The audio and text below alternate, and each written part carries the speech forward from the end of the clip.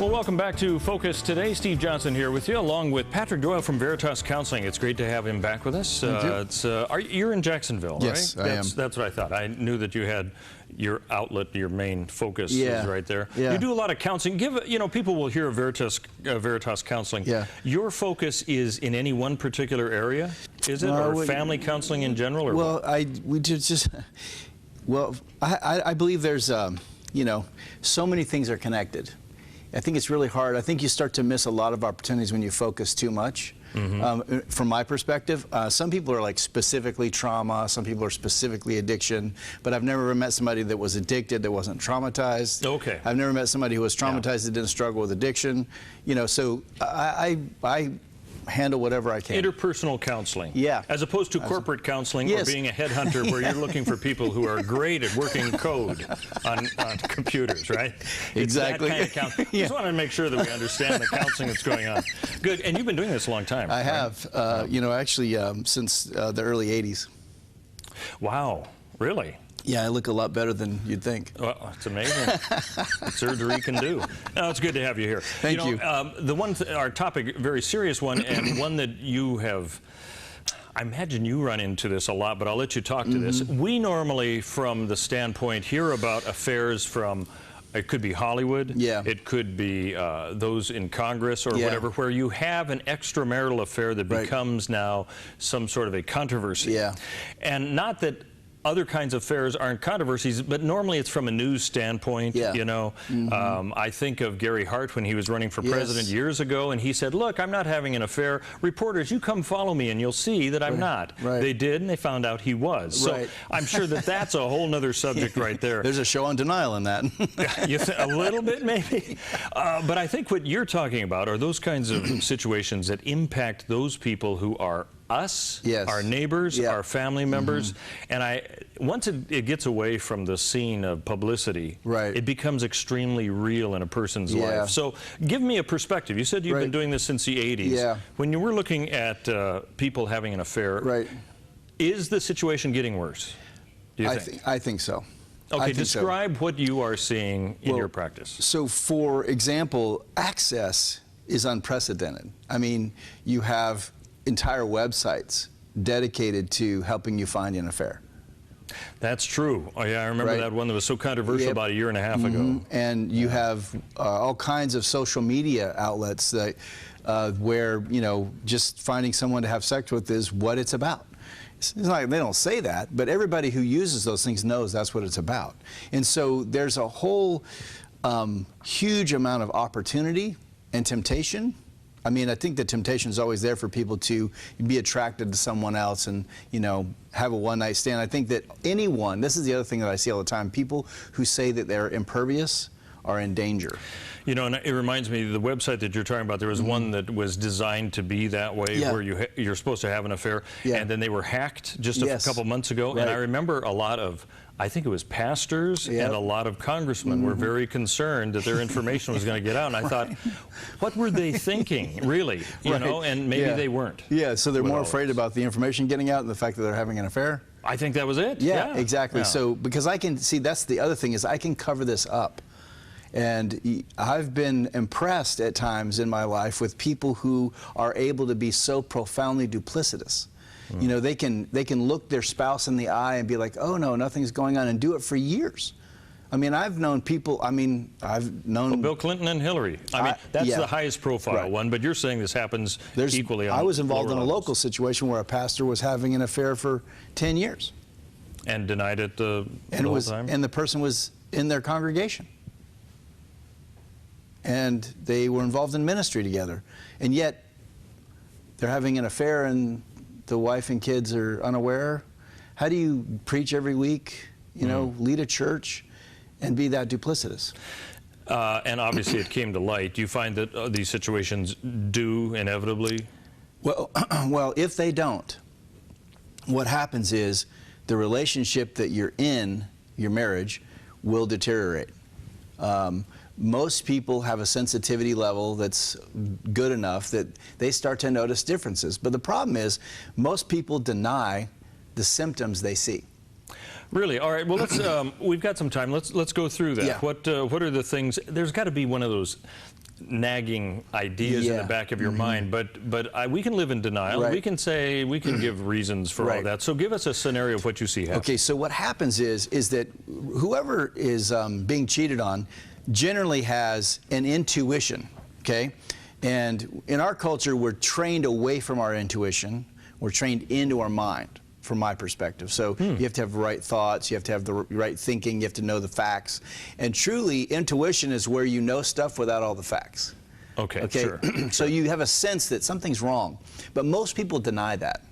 And then they just keep going. And then they have a sense that something's wrong, and then they deny it. That would be the #1 symptom that leads to an affair. And sometimes maybe it's not an affair, but maybe the person's got resentment, or maybe they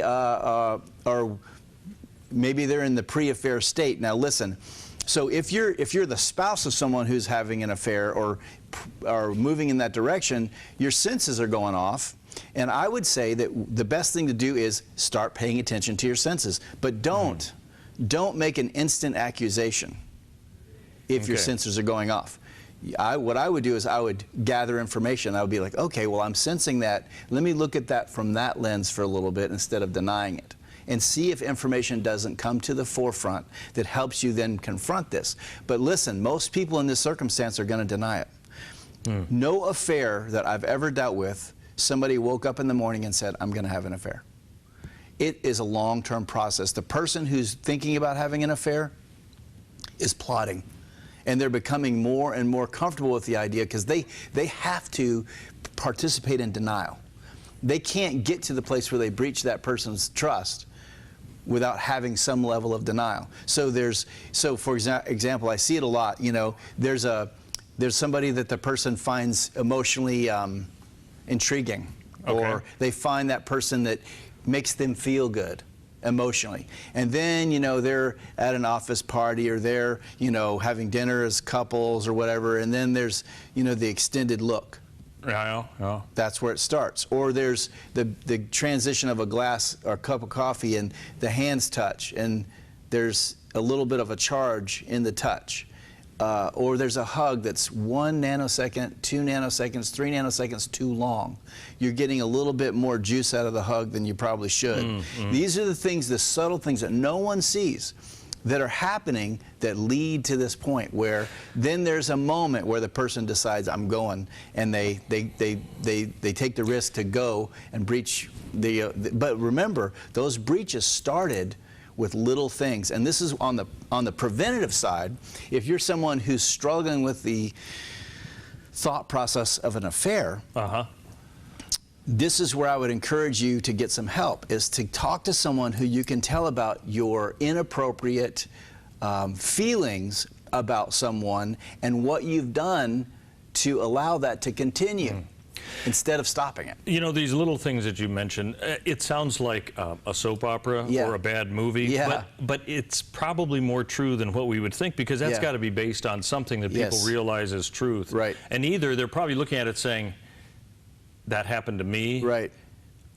Or I noticed it happening between two other people. One could have been the spouse or whatever. So what you're saying is, don't deny these things, but don't make rash judgments. Yes. But don't ignore it. Don't ignore it, because it's too easy to say, well, that was this. Yeah, exactly. And rationalize it. Rationalize it. So, the other thing is that I've very rarely dealt with affairs, except for with some sex addicts. But the vast majority of affairs starts with an emotional attachment.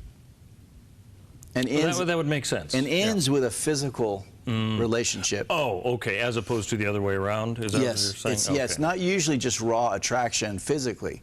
You know, that's a rare case from what I've seen over the years.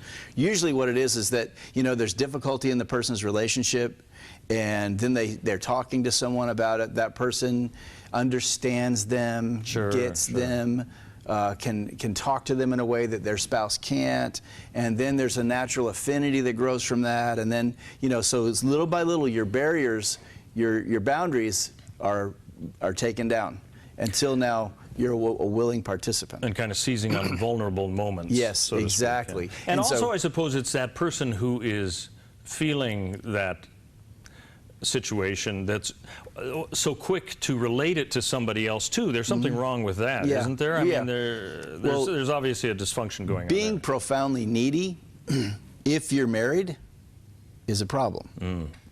If you're married, that profound neediness should be being met. Right. Not perfectly, obviously, but there should be an avenue by which, and I say needy, I mean emotionally.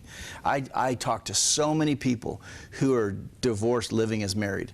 They're emotionally disconnected. They don't have any intimate connection emotionally, and they just sort of are two different tracks going down in the same direction, but there's no crossing. It's just very similar. So it's like they're two separate people living under the same roof.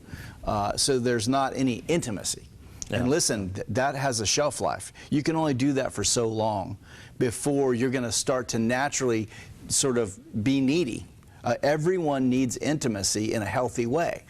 And so that's the other thing I would say in a preventative measure. If you feel like your marriage is distant or damaged, don't wait. Don't wait for the thing to blow up and then everybody to have to deal with a whole nother issue, which is now there's an affair and there's betrayal. And listen, if you have an affair and you have kids, you're betraying your kids. And this is something that someone texted in this morning they wanted me to talk about was, how do you deal with children if there has been an affair?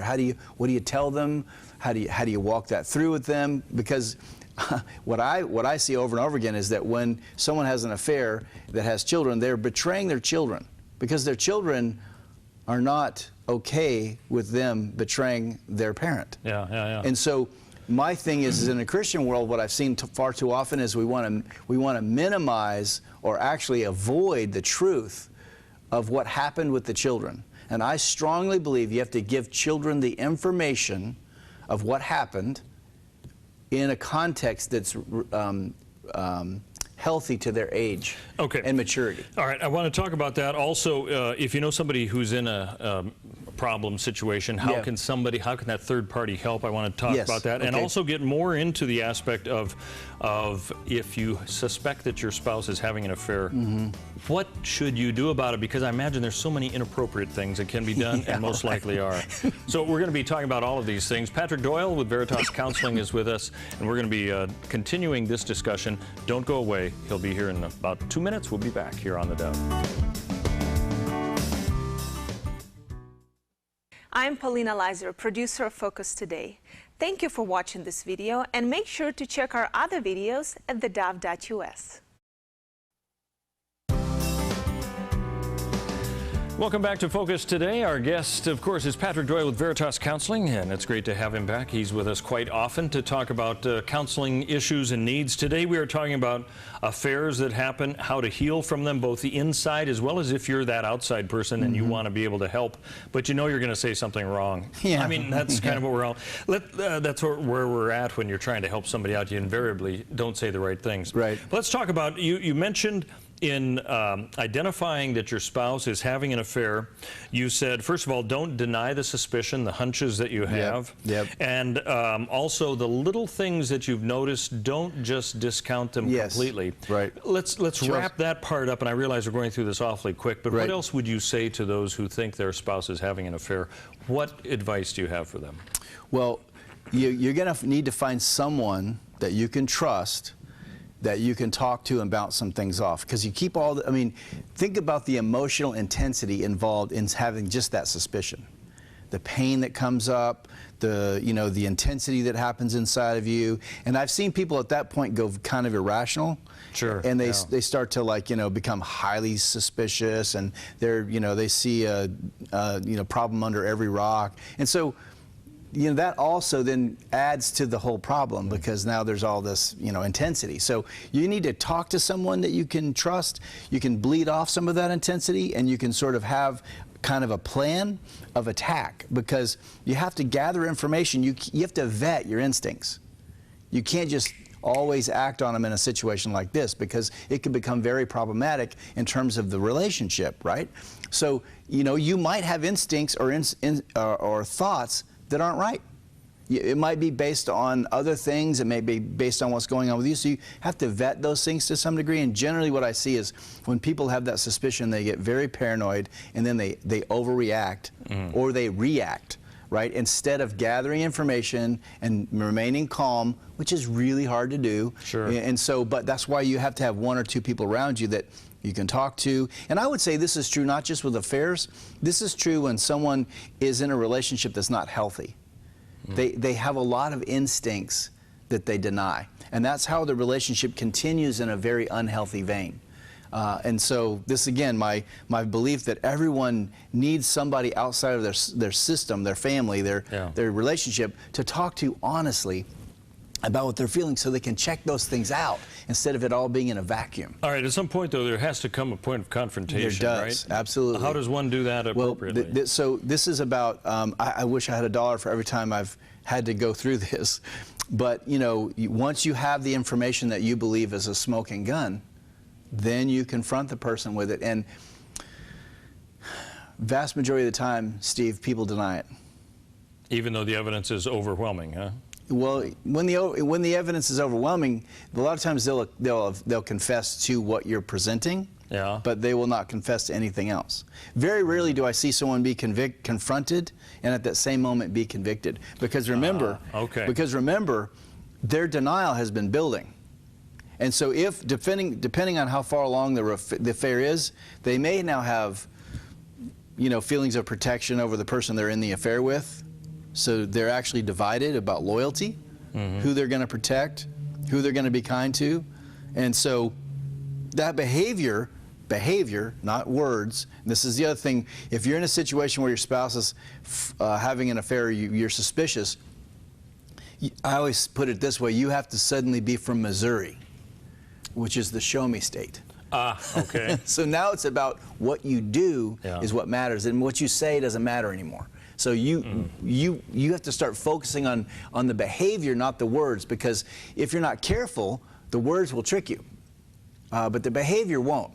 And so, you know, I've known lots of people with PIs and, you know, following people around and all that stuff, which is, I don't know, sometimes necessary, but it's very hard to do. It's very, you know, damaging to the person who's having to do it. You know, so not if you're hiring it, it's not damage to that person, but if you're doing it, and that creates a whole mindset. So, you know, one of the things I would encourage people to do is that if you have actionable information, don't do it alone.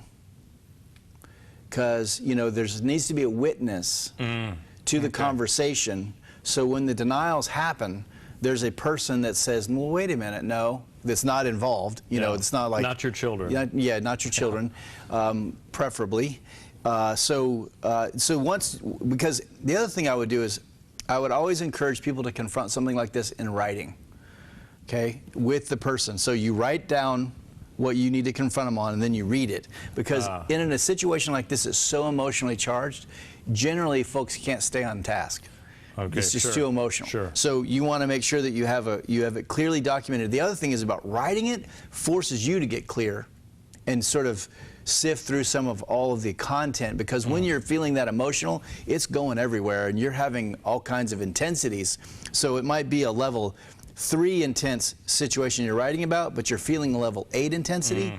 And so if you don't have it written, that level 8 will carry you off. It's your own Jerry Springer show. Yeah, exactly right. And you know, this is important stuff. It's very meaningful. So you have to be careful about how you deal with it. Okay, well, you talked about having this other person there to help. So let's move into this. If you know somebody who's in a situation that we were talking about, how can they possibly help? Because they'll feel like, well, I'm just going to be a problem here. Well, how can I be effective? Here's one thing is that I see this all the time. So somebody in a relationship goes to their friends, okay, and the person that they go to is friends with both people.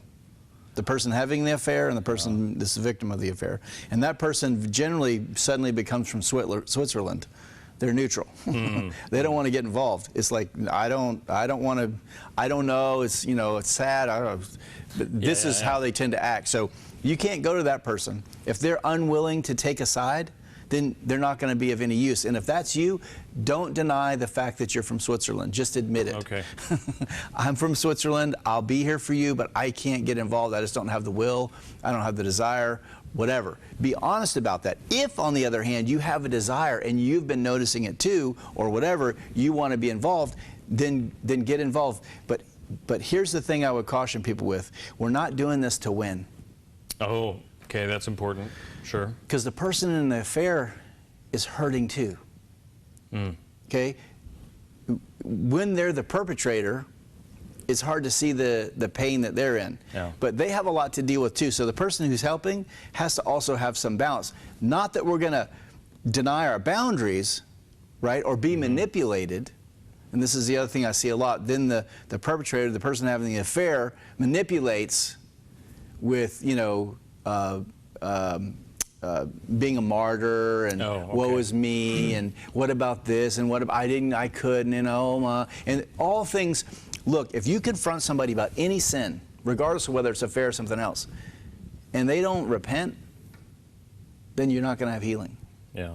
And so this is the thing you're looking for in a confrontation, is that you want to see the person be broken by God and convicted by God, not the information. So I see it all the time. People get confronted and they can't get out of it, so they cop to the information, but they don't really break. Yeah. So then they're like, I'm sorry, I didn't mean to, it was blah, blah, blah, blah. But they never really come to a place of repentance, which repentance, remember, always has embedded in it contrition. And contrition is a behavioral thing where I'm so broken about what I did to you, I'm profoundly internally motivated to behaviorally show you I've changed. Okay, I'll tell you what, we could talk so much longer about this, but I want to hit on more of the children, the young children that a person has in this situation. What are the concerns you have for them in a situation where there's an affair going on? Tell them the truth.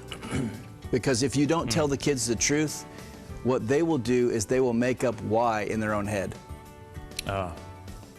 You can't assume that they'll come to the same conclusion. No, no. So you have to give them the information in a way that's commensurate with their maturity. Okay, you can't give a 14-year-old the same kind of information you give a 5-year-old. Okay, it has to be commensurate to the child's understanding. So you may have to, if you have multiple children, obviously, you might have to have individual conversations with them before you have a whole conversation. All right, I'm sure we'll have part B to all of this coming up. Yes. But for people who want to get in touch with you, Patrick, at Veritas Counseling, how can they do that? They can call 622-6018, or they can go to veritascounseling.com. All right, Patrick Doyle with us on Focus today. Thanks for being here. Thank you. Thanks for joining us.